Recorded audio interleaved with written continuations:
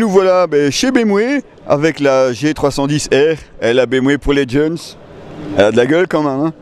On espère bien entendu l'avoir à l'essai cette année sur le site. Petite moto sympa quand même quand on regarde. Vraiment dans le mouvement actuel pour les motos d'entrée de gamme, ça serait évidemment la plus petite BMW disponible. Mais question matos, ça a déjà l'air pas mal du tout. On espère bien entendu l'avoir à l'essai.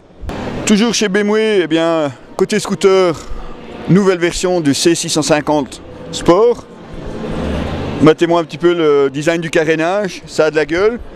Pour ceux qui aiment un peu plus de confort, un peu plus de tourisme, le C650 GT évidemment. Probablement l'un ou l'autre, voire peut-être les deux à l'essai. Chez BMW, un incontournable cette année, le 90, mais pas n'importe lequel, la version Scrambler. Et oui, le Scrambler c'est à la mode, même chez BMW on s'y met. Et franchement, il n'y a pas à dire, elle a de la gueule quand même.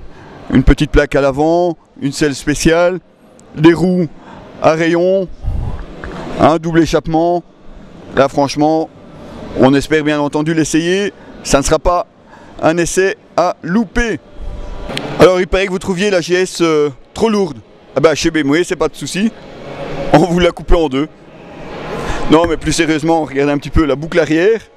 4 boulons, une fiche. Et c'est remonté, il n'y a pas de souci. Ça s'emboîte directement l'un dans l'autre.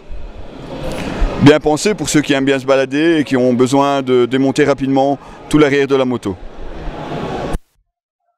Retrouvez bien entendu toutes les R1200, R, RT, les GS et aussi les S1000 qui sont bien entendu présentés sur le stand BMW.